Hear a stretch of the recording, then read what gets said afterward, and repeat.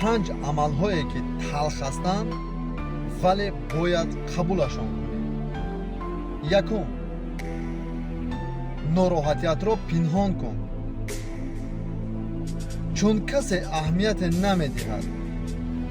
Дуюм, ҳеҷ вақт ба касе вобаста нашав. агар ёдат бошад, ҳатто дар торикӣ сояат туро тарк мекунад. сеюм, аз ҳад зиёд бахшанда, меҳрабон ва кӯмакрасон набош. шахсони носипос аз ин амалҳоят истифода мебаранд.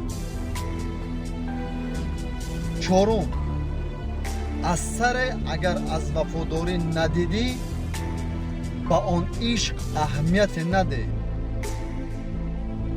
панҷум,